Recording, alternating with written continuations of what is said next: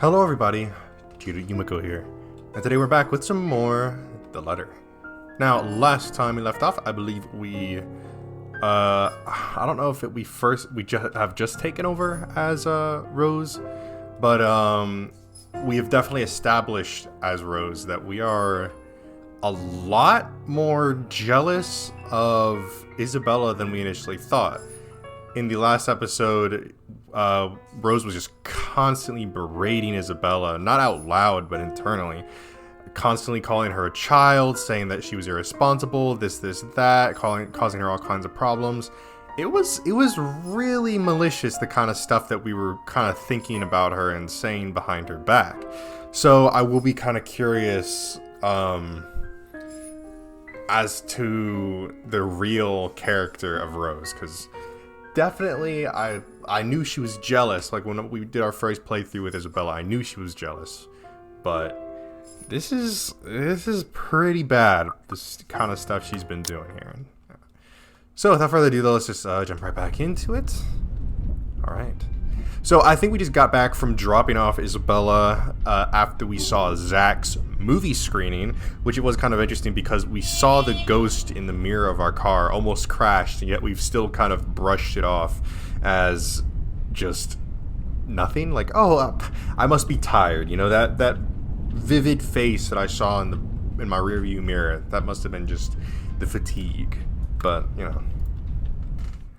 October 25th, Tuesday. It begins innocently enough. Tuesday morning arrives like any other day before it, bright and clear. Even though it comes with an extra helping of the unusual October weather, I appreciate being able to catch a glimpse of the clear skies lately. After going through a bout of sickness last week, it does something to lift the mood of what would otherwise be a dreary morning. And despite being mostly a creature of habit, I wind up waking earlier than usual because of it. Still, no earlier than Isabella, it appears. I've assumed she'll take a day or two off because of what happened to Miss Cooper, but that doesn't seem to be the case. The sound of the morning news drifts from her unit when I walk past on my way to the mailbox. Chances are, around this hour, she's already dressed and ready to go, probably just waiting for the next bus to arrive. I've tried following her example before, but I don't think I'll be repeating that. I do apologize if there's background noise. It is very, very hot up here. It's always hot in my room for some reason. And for some reason the air conditioning just does not like work. So okay. Oh, also I've kind of just realized, so I guess we've kind of skipped a little bit ahead in time here, because Miss Cooper's already died. Really, how can anyone be up before the sun is up? It's a habit she got from home, she said, instilled in her by the kind of life she grew up in. Like clockwork, it's always at 4 a.m., either to help with the chores or prepare her little siblings for school. It surprised me the first time. She just didn't look like someone who could. In the end, I've simply passed it off as one of the many things anyone will have to get used to around her. Not that I'll ever fully understand. In my parents' only child. What? Oh, I'm my parents, okay. I'm my parents' only child. We aren't well off, but so far I've lived a relatively easy life. I didn't have to think about bills or food for the next day, or paying for any siblings' tuition on top of my own, or supporting his sick father's medication. All I have to worry about were my grades, if it had gained Mum and Dad's approvals, or what we'd be having for dinner. When put next to hers, they all pale in comparison. They look less like problems and more like petty issues this way. Huh, petty issues. But as unimportant as all it sounds, sometimes its ugly head rears at the most inappropriate moments. And sometimes they come through your mailbox in the form of a fancy-looking letter, pretty ribbons and all. Whoever sent this has spent silly money on the envelope alone. Verging on ridiculous, really. I can already imagine Isabella wrinkling her nose when she sees this. Then she'll complain about unnecessary expenses and rich people problems. I'm almost afraid to touch it myself. As if simply brushing her hand against its crisp surface will be enough to put a crease on it, and it'll be a terrible slight to the sender. But as extravagant as I find this, it isn't really the first time I've received one. Most of the time it's not even for me, so who am I to complain? Either way, no look of surprise crosses my face once I flip the envelope over to see my parents' name written in a neat script. Nothing new then. Their years in the academe naturally brought with it various connections, people from other fields, art, science, business, politics, you name it. This one, though, gives off a much more personal vibe. Letters like this usually come from old students, people who've grown fond of my parents, and they, in return, treat like children of their own. Okay, whatever. I've only met a few of them. Most have moved on to become successful in their chosen careers, and little letters like this are their way of expressing gratitude. It's one thing Mum and Dad are proud of, rightfully so, and I'm happy for them. But there are times I wish that they remember that they have a daughter here. The real one. Not that it's of any importance now. It's not like they didn't raise me well and provide for me. They did. I wouldn't be where I am now if it weren't for their hard work. And like a dutiful child, I do everything I can to give back. Even if it's as small a thing as letting them know that they've got another mail waiting for them. The phone rings for a good minute before someone answers. Mum, her voice as warm as I remember. Becca? Hi, Mum. How's the conference going? Well enough, until your Da sprained his ankle. Oh no, is it bad? I'm alright. In case anyone in this family cares to listen, I'm alright. Very much alive, darling. There you have it. He'll be up and walking in a few weeks, don't worry. We're going to have to extend our stay here until it heals, though. Is there something the matter? Nothing. Just that this mail arrived for you this morning. A lie. Thankfully she doesn't notice. Although if I'm going to be honest, a small part of me yearns for her to do so and ask me about it. But I put down that idea almost as soon as it surfaces.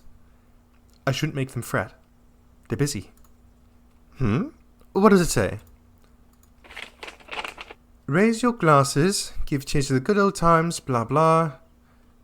Becca, manners. This isn't how I taught you to read. Sorry. You are cordially... it's an invitation, Mum, for a housewarming party. From a... Hannah? The name rings a bell, though at the moment I can't recall when or where I've heard it recently. It must be nothing too important if I didn't bother committing it to memory. There are lots of Hannahs in the world, so who knows? Hannah. She also wrote you a note, Mum. It says you used to be her private tutor at the Evans Mansion. And that she misses you and would love to see you two again. It makes my heart clench to read another openly say those words to them, the same ones I want to tell them. I want to see you too. It's been years since we've been together as a family, and if there's one thing that hasn't changed from childhood, it's that Mum and Dad are still too busy with their respective careers. Out of the country, away on some meeting or symposium, sometimes for months on end. It only grew more frequent with the years until I'm old enough to live on my own. I'd like to think that's how I've become independent at such an early age. They've always praised me for that. At times, I wish they didn't. Evans? I remember now. Honey, it's Hannah. Hannah Evans, remember? Bright girl. 2 years older than Becca. Didn't she get married a few years ago? 7 now, I think. But they grow up so fast, these kids. Yeah, she invited us that too. Fonte de Medici. But we missed that one because you had to present your paper in Singapore. We did send her a note after. Still a shame we couldn't attend, though. What is it about this time? She sent another invite for a housewarming party. Becca, when is it? This Friday, Mum. Oh, that's too bad. We'd love to be there, but Dad's not in any condition to go walking around. I guess we'll have to decline again. I really miss that girl. I could go in your place. I let it slip without thinking. Personally, I've never been fond of gatherings, regardless of how simple people make it seem. But if there's one thing I hate hearing, that disappointed note in Mum's voice always ranks first. Whether it's directed at me or some other thing doesn't matter. Are you sure? Don't you have work this Friday? The event will be in the evening, Mum. It shouldn't take anything away from my schedule. It's all right. The invite's for 2 people. I can bring someone with me so things don't get boring. I see. Maybe you can also invite Ashton? But, Mum, that's a sure no from him. He hates attending parties. But, but I'll see what I can do. If not, I can always bring Isabella with me. You know her, she won't say no if there's food involved. Okay, if it's not going to be a big problem for you, I don't see why not. We owe you this one, darling. No problem, Mum. I'll even say hi to Hannah for you. Please do, and let her know that we'd love to see her once we're back in the city. Leave her our number or something. I will. But you know, the two of you would have become really good friends. Don't you remember? You met her once. If my memory serves right, you were 12 then. This too I can't recall. It's probably one of those meetings where we only talked a bit before going our ways. If she did leave an impression, I'm pretty sure I would have written about it somewhere, or at least recognized her name. As it is, the only few people I remember clearly from that time in my life is Ashton and Mandy. To some extent. Mum must have sensed my confusion because she laughs. Don't push yourself too hard, darling. Really, it felt like having two daughters back then. Sometimes I wish I didn't send her away to boarding school, but, well, you know how it often goes with them. Still, try to talk to her while you're there. We'll see. I'll let you know what happens after. Looking forward to it, darling. Take care of yourself. Will do. You too, Mum. Bye. Tell Dad to be careful next time. She chuckles then. A hearty one. Tender and always light on my ears. She may be a stern teacher, but this is the part I love about her most. The sound of it still echoes even as our call comes to an abrupt end, bringing with it a memory from so many years ago, when life and responsibilities that accompany adulthood are things far from our minds. If given the chance, I'd love to go back to those. I don't dwell on it though. Shaking it all away almost seems as soon as the memory shaking it all away almost as soon as the memory forms a clear picture in my head. I've always wondered how Isabella can so easily pretend everything's normal over a phone call, then bounce back to her usual self immediately after. I've seen her do it plenty of times. For me, it drains my energy. It drains whatever energy I have. And with a whole day of teaching still ahead of me, I can't afford to look exhausted in front of my students. Even for a wee bit, it's never a good example to set. So, with another sigh, I put everything at the back of my mind and tried back to my room. The rest of my day awaits. 15 minutes later, I'm heading back out. Just for the day, my car keys in hand.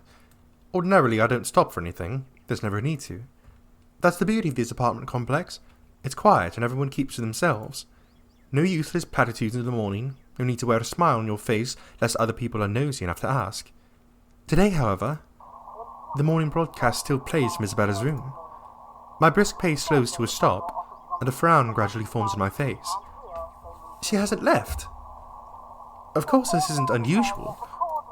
There are times when I've left earlier than she did, like last Friday before their open house. But those days are far and few between. It only happens in the direst circumstances, though the last part of that might be a bit of an exaggeration. However, with what's happened in the last few days, maybe the day is one. The death of a friend isn't something anyone can brush off, and for someone like Isabella's the kind of girl who gets attached to people easily. With Zachary, Ashton and I, that has been the case. I can't imagine what she might be going through right now, especially when the woman was someone she owed a lot, despite their training being brief. I've given her the space last night in difference, but perhaps today might be the proper time to check in on her. Oh, whatever, I've still got time anyway. With light steps, I move closer to her door, hand already poised to knock. Still, I don't do so until I hear her answer me. Isabella? Belle, are you in there? No answer. After a second, I finally knock, lightly so I don't disturb her, in case she's sleeping and has merely left the tally running since last night. Never mind how she never lets this happen. Ever. Never let that happen. Waste of electricity and all. I just want to check in on you before you leave. There. I just want to check in on you before I leave. Is that okay? Are you going to work today? Belle? Still nothing. I'm about to leave. If you want, I could drop you off. Another round of knocking. Then I'm fishing out a copy of her key from my bag and unlocking the door. She lent it years ago, after I complained about the mess and offered my help in cleaning up. I thought the gesture was completely unnecessary back then. After all, I could always knock. But she never did bother taking them from me. always returning it or turning away from the conversation whenever I insist. At one point, I've simply stopped trying to hand it back to her. Isabella, I'm coming in, alright? Without waiting for her answer, I push the door open and step inside. Her unit's still a mess. Instant noodle cups on the table, a pile of clothes on one side, papers strewn about everywhere on an unkept bed, among other things. This much is a given. Will always be a given. I've been here several times already, and I still wonder how she can function like a human being with the place in this state. However, that's neither here nor there. I'm not sure what I'm expecting, but it's certainly not finding an empty flat. Granted, she could have left earlier, far earlier than usual, but she never ever leaves without making sure she's unplugged everything. That's something that she never forgets to do. It doesn't help that her bathroom appears unused this morning. Another habit, and it can only mean that she hasn't been here since last night? Perhaps even since the morning after Miss Cooper's death. Either idea doesn't sit well with me, what with the news we've been hearing lately. The authorities are still trying to find the cause of death for all victims. Early investigation revealed most of them were employed under Brea Reality Corporation at the time of death. Meanwhile, BRC has refused to comment on this. Gathering my wits, I immediately place a call to her mobile. It rings for a good minute, the sound a comfort in itself, but when another minute rolls by without her answering, well, I'm not a woman prone to panicking. Sudden bouts of temper maybe, but never panic, despite how I may sound when speaking. And when it ultimately goes straight to her voicemail, a sigh is the only thing I let out. The pause doesn't last long, though. In the next moment, my fingers are already moving across the screen, in search of the two people who might be able to help.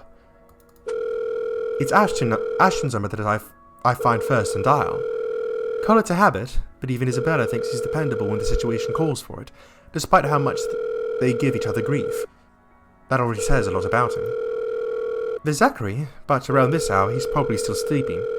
If he has freelance work, it's very likely he's just gotten himself in bed. He's the last person I want to bother, if anything. The wait doesn't take long. Soon a click. Then Ashton's voice echoes through the receiver, rough and still heavy with sleep. He never did grow fond of mornings. Becca? Christ, what time is it? What's up?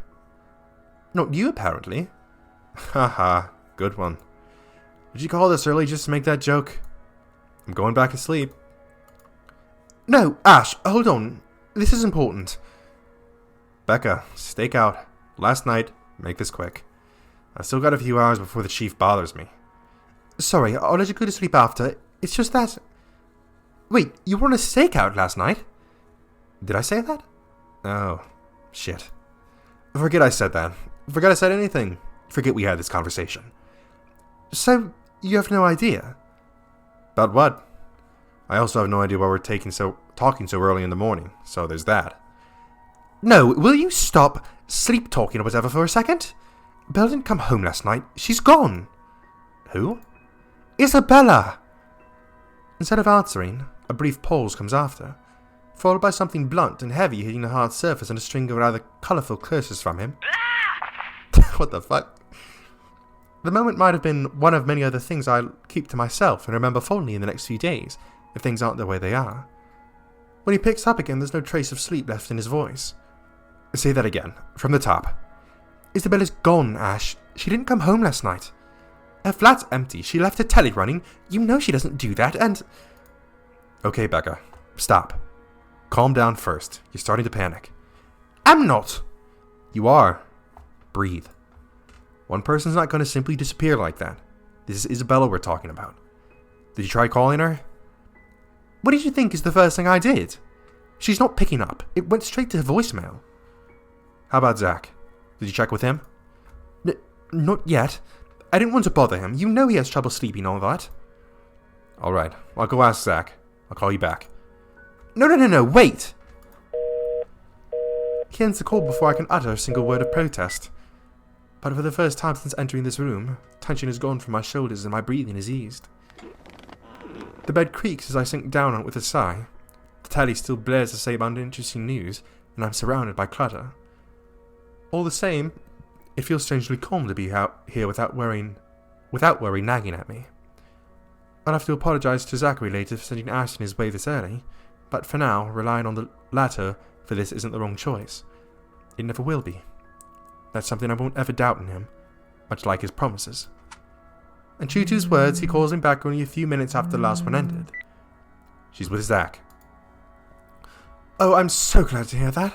She could have left a message. She could have at least sent a message last night. What are you, her mother? It's one thing to hear that from Isabella, but from Ashton? I don't want to hear anything like that from you. I'm serious. You gotta stop treating her like she's one of your students, Becca. You don't have to keep tabs on her every time. Last I checked, she's only 3 years younger than the two of us. That's almost a decade gap from those kids you're teaching, you know? Is this the person who keeps calling her Scaredy Cat? That's not related. At all. Anyway, I'll go check on how she's doing. Don't stress yourself out. You go ahead to work. Wait, you? Did you have a precinct to be at? Whatever happened to not treating her like one of my students? Because if anyone's going to ask me, I think you're doing the same thing. Zach said it's an emergency. Something happened last night. Emergency? He didn't put it in those exact words, but it sounded like it. Ash, what really happened? Is Isabella fine? She's alright. She's safe. Zach let her stay the night after she... Look, okay. Z-Man wasn't clear about it, but let me handle this. I'll check on her, I'll bring her home. It sounds like a lie if I've ever heard one. The sort where he omits things so people won't fret, and I'm not sure whether I should be happy he cares that much to do that. There shouldn't be need for this between us, is there? We grew up together, didn't we? He knows I'm capable of at least hearing out the truth without it gnawing at me for the rest of the day. He knows me better than that. I know him better than that. Frankly, there's still a lot of other things to say about this. But despite, and after all the trouble he went through, with how things are moving at the moment, only one thought occurs to me. What should I say? I can handle it, or sorry for the trouble.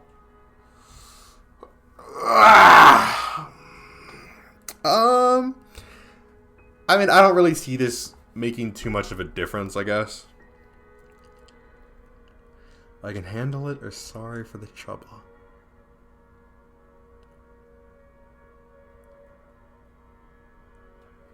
Maybe we do, I can handle it. Let's try that one. Why does he have to go to such lengths for a person he only met 5 years ago? Ah, so it is a jealousy route, okay. I wish I could ask him that. I wish I could simply say it to his face and finally get a straight answer from him instead of doing whatever this is we're doing. Instead of beating around the bush. Has the years changed us so much? Has adulthood changed us so much? You've done enough, Ash. Let me take it from there. Ashton is quiet for a little while, but I can almost see the frown on him, hear the gears turning in his head. Don't you have a class to teach today? Tuesdays are your busiest this school year, aren't they? Yeah, but someone has to check on her, and I don't want to impose on you any further. I've already disturbed your sleep. You're not imposing. Besides, I'm doing you a favor. I know you, Becca. You hate being late or missing a day of work for a very small thing. Leave this to me. You said you're waiting for a call from the chief. I'm dropping by the precinct anyway. There's some trouble I have to fix for those guys. It won't be completely out of the way.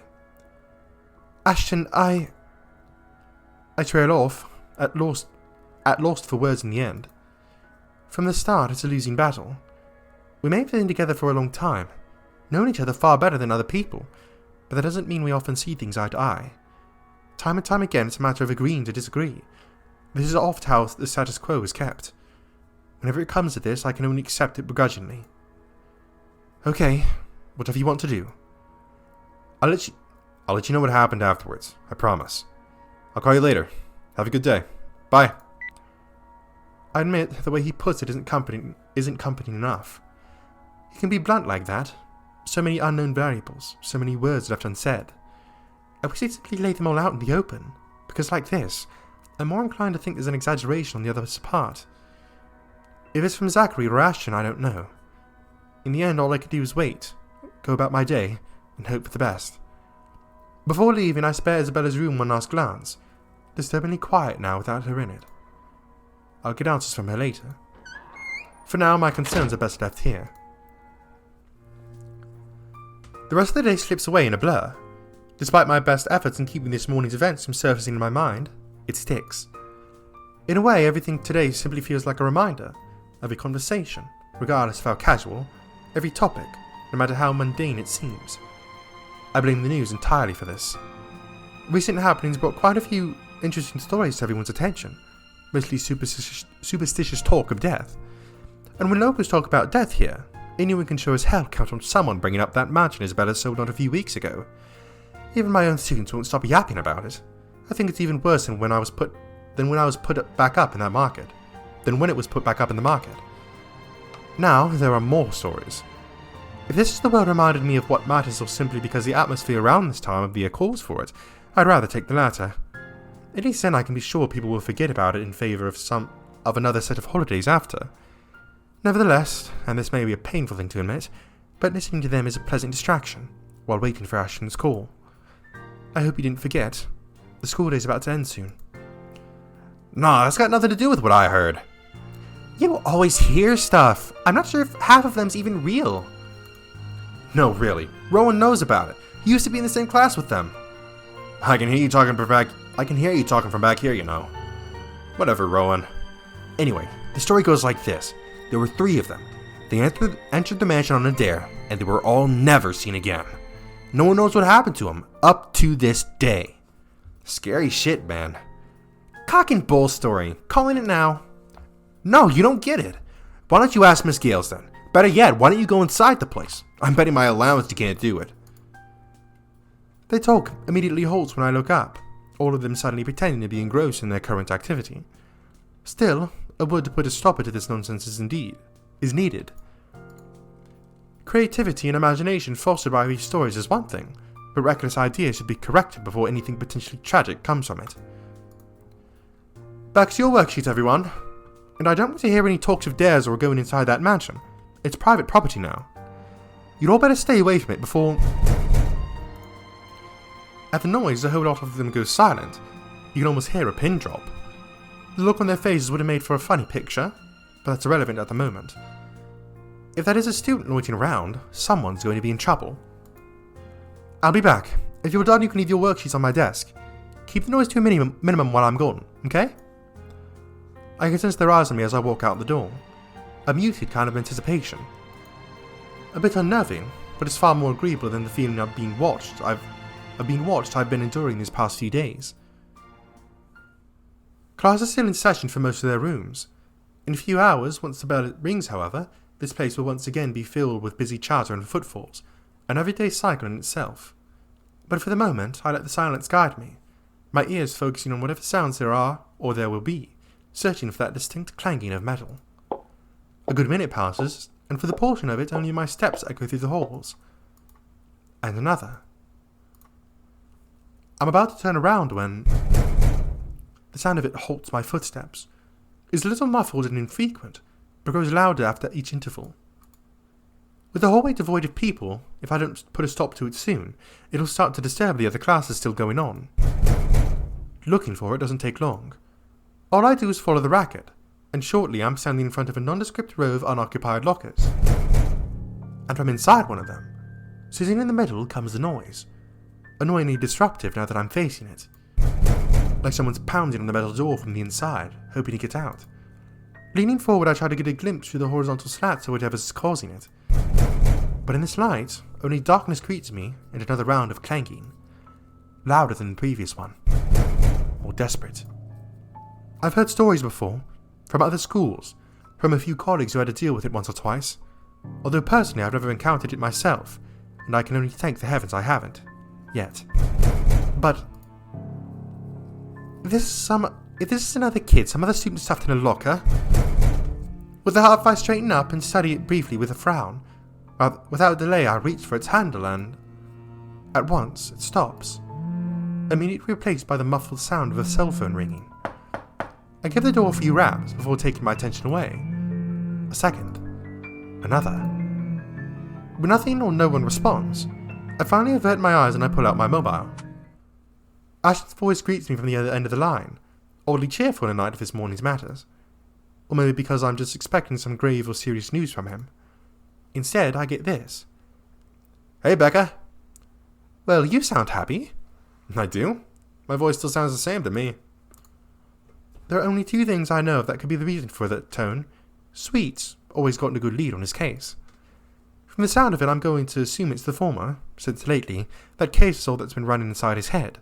If there's ever a third one, I've never heard of it. Yet. It can only be one of the two. Ignore that. How's Isabella? Drove her home a few minutes ago. I think she's sleeping now. Sorry this took a while. Seaman gave us the puppy eyes after we tried to leave. Had some food prepared for us, apparently. We didn't have the heart to say no. That's alright. Is she okay now? I'm not really sure. She didn't say anything to Zach, but she mentioned a plan to take a few days off from work. It was a passing comment before I left her, so I didn't get to ask. Must be because of Rose's death. Could be. It doesn't look like it from Zach's story, though. He said that she was shaking when she got there. Shaking? The word triggers a memory. From 3 days ago, on the way home from her little treat after she sold the mansion. I didn't think much of it at the time, but I won't lie. It scared me. The terrified look on her face, how she sounded when she suddenly screamed. Becca, still there? Yeah, I just remembered something. Sorry, don't mind me. Look, if you can talk to her, get the story out of her. That would be great. She wouldn't talk to Zach or even me when I tried. Maybe she'll speak up if it's you. I'll give it a go, but I can't promise anything, okay? You know how stubborn she can get. But thanks for letting me know about this. No problem. If anything comes up, just drop me a line, okay? There's a short pause before he cuts the line from his end, and once again, I'm alone with my thoughts. But rather than answers, all I got from it are questions. More of them. One on top of the other, as if the world isn't planning to give me a break anytime soon. But that's a problem I'll tackle later. Right now I've got students who need to be taught follies for eavesdropping if the slightly open door and their smothered laughter from inside is an indication. Alright, enough eavesdropping. All of you, back to your seats. Is that your boyfriend, Miss Gales? None of your business. He totally is. A quick scuffle follows that comment. If there's a retort prepared at the tip of my tongue, I drop every pretense of letting it loose on them. There's no use in arguing with teenagers sometimes, boisterous as they all are. They're still my kids, though. Rough around the edges, maybe, but still my kids. Shaking my head, I head back to my classroom with a smile, but not before taking a glance at the locker again. It hasn't made a sound since. Must be the wind. So without another look, I leave it alone. Oh my god, holy fuck. Jesus, man, these fucking jump scares. Alright. I just want to, like, intervene here for a second. I don't know. So, where am I trying to go with this? I find it really interesting, with Rose's perspective, just in general. Clearly, like I said earlier, she's very jealous of Isabella's and Ashton's relationship. And I think at this point it's kind of obvious that Ash is definitely leaning more towards Isabella.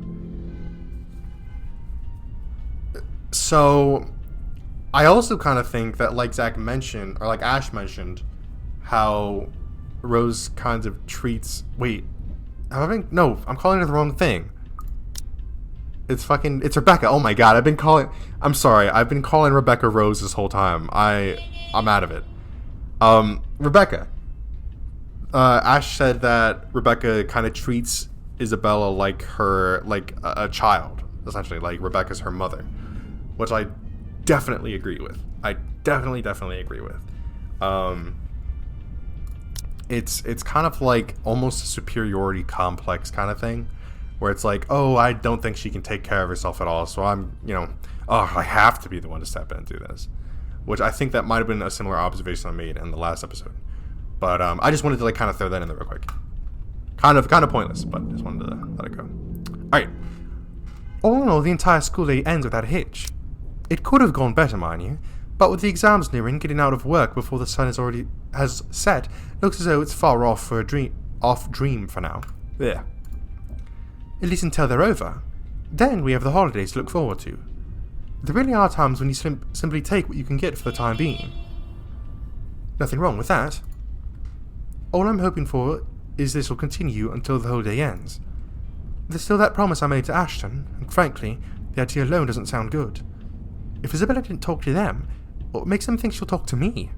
It's not like there's a hierarchy, is there? Just because I can handle Isabella's childish tendencies doesn't mean I can do it all the time. Really, those two give me too much credit. Nevertheless, I'm keeping my fingers crossed, if only because I'm worried about her, and both Zachary and Ashton deem it important that somebody get the story out of her. Here's to hoping that it's got nothing to do with that letter, again. See, look at that shit. Look, right when I got off saying it, the whole, just because I can handle her childish tendencies, why do I have to do it all the time, right? Like, Jesus Christ, lay off it, bitch. Damn. Like, I was already not too big a fan of Rebecca when we first started this series, but Jesus Christ, dude. She's really not making a very good, like, a very appealing portfolio for herself. I understand if she feels a little bit stressed lately, but keeping that story going on for more than a week is... it's bound to get tiring at one point. Seriously, I merely don't want this to end in another argument. God willing, the cafe special will help smoothen things out. After all, it's always been food with her. Or money. But mostly food. At this hour, the cafe is usually filled to the brim with people. That's the reason Isabella and I rarely ever go here during the evenings. It's simply too much of a hassle when we can prepare food for ourselves in the comfort of our own homes. And there really isn't much reason to eat out lately. What with life going on a busy streak, no time for long lines. Better spend that doing something productive, yes?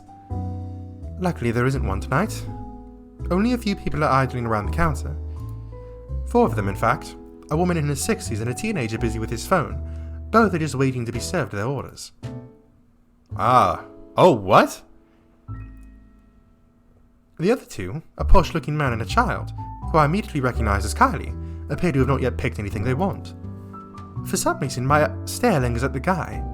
They're dressed relatively well and looks harmless. I haven't seen him around these parts before. Someone new in the neighbourhood, perhaps. Even so, there's something familiar about him. It feels like I've seen him somewhere before.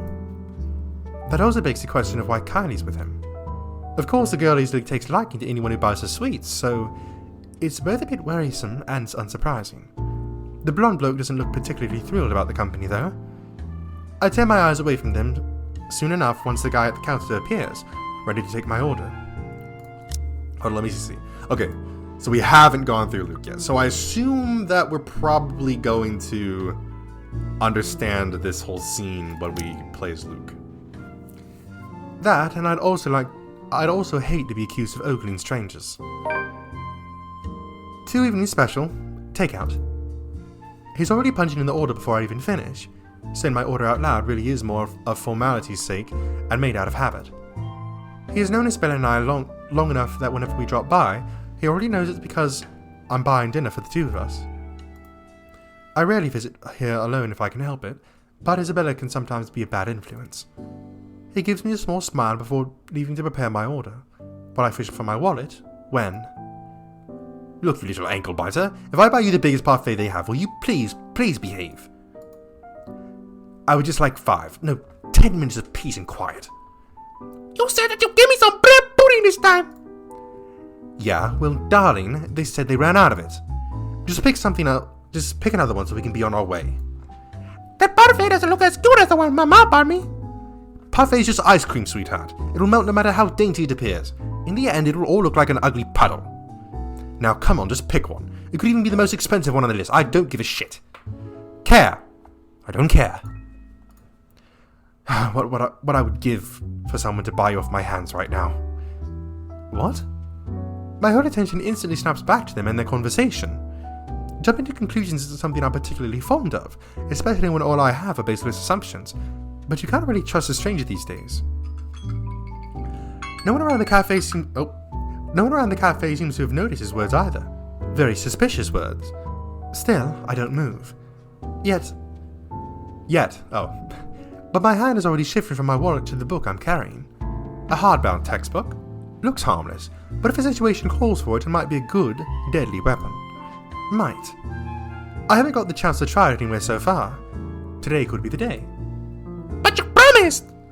Look, if you don't want the parfait, how about a bona fide pie? I'm sure it'll taste just as good as any other bread pudding. I'll even buy you the entire tray. How does that sound? That's not what you said before. Well, sweetheart, adults change their minds sometimes. You said if I come with you, you'd buy me a bread pudding, and I did, and now you won't keep your promise. I wanna go home. I miss my mom. No, darling, if I remember correctly, and I have a good memory, honey, what I said was, if you come quietly with me, I might buy you one.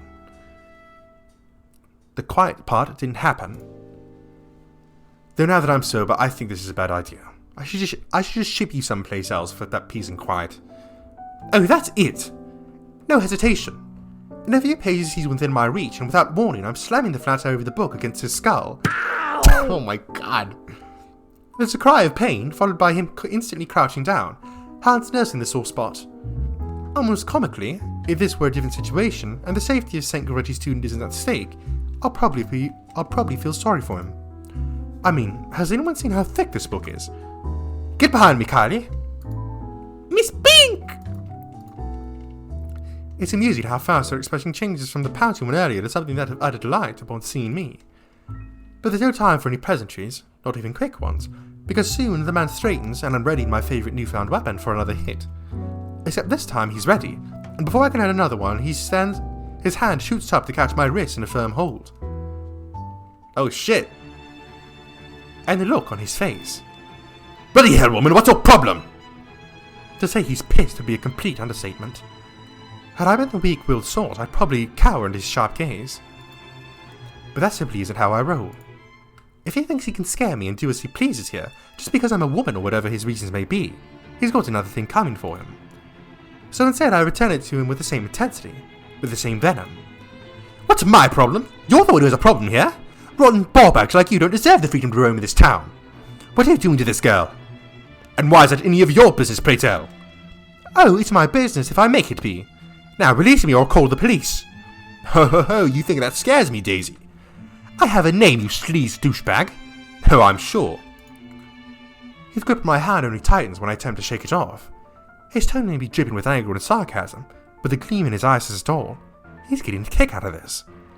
Riding people up, getting on their nerves, invading their personal space. He knows exactly what and which buttons to push. The nerve of this person. The nerve of this arsehole. If he thinks I'm going to give into his goading, please, you might as well just kiss his sorry behind. In fact, why not do the most sensible thing right now? Teach him a tough lesson. Hit him where it hurts. Fuck it, let's hit him where it hurts, baby. Mister, you have until the count of 5 to let me go and step out of my personal space. A fair warning. Fairer than any I can offer the people of his kind, and I'm already being considerate.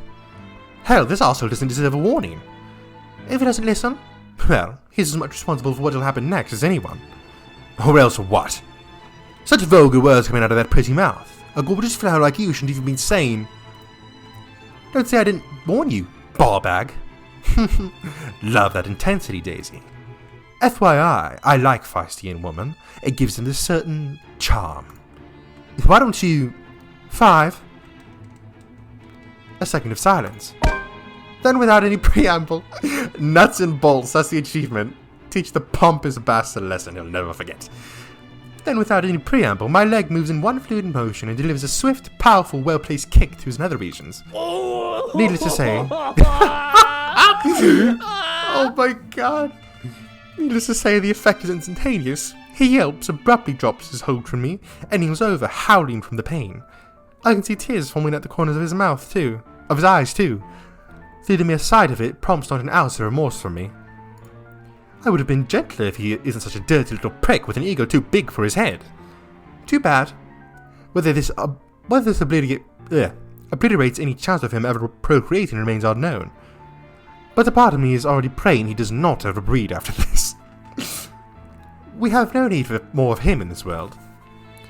You mad woman! I warned you, you arse! Why you? This is harassment, I'm telling you, harassment! Then why don't you tell that to police once they get here, you despicable. Whatever you're assuming I am, I'll have you know it's all in your head. None of it is true. You best have that pretty brain of yours checked before that gets worse. What is wrong with you?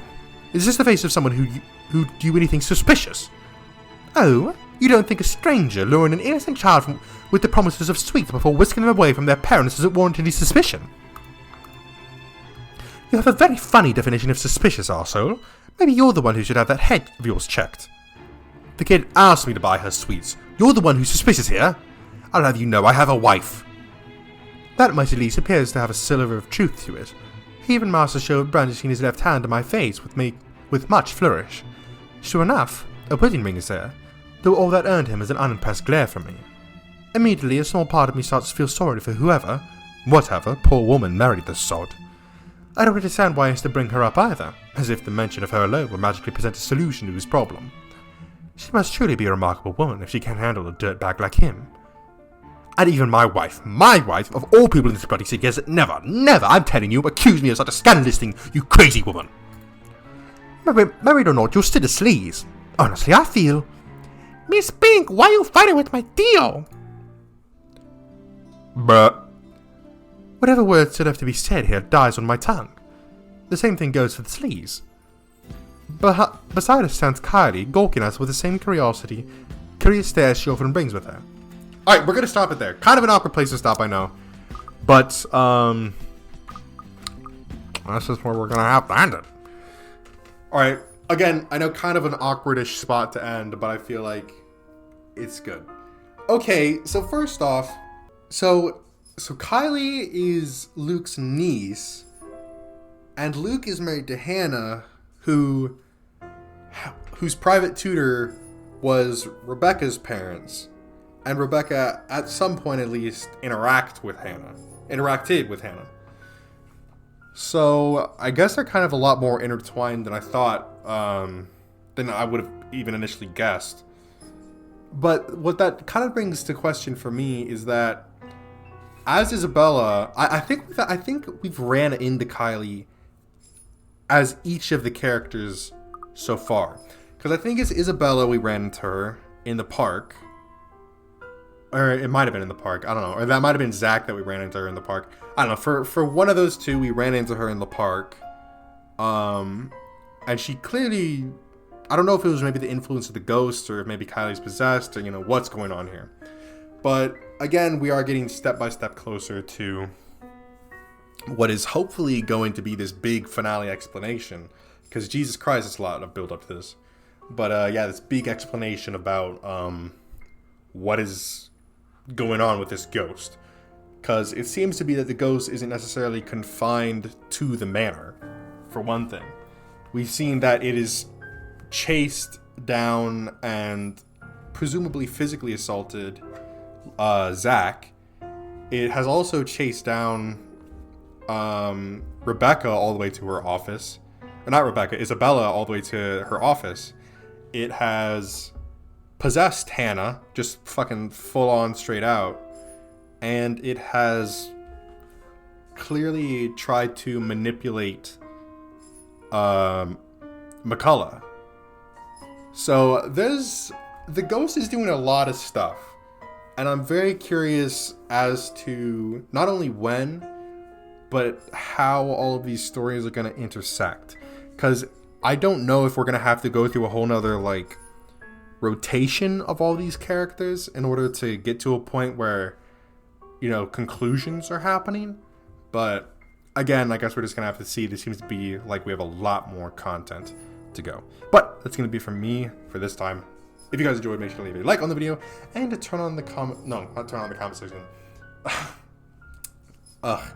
That's going to be it for me. I hope you guys enjoyed. If you did, make sure to leave a like on the video and tell me in the comment section below what you'd like to see me play next. If you enjoyed this video or any other videos or series on my channel, then I highly recommend that you hit the subscribe button and turn on post notifications so you'll be notified when one of those videos comes out. Anyways, that's it from me, and I'll see you in the next one.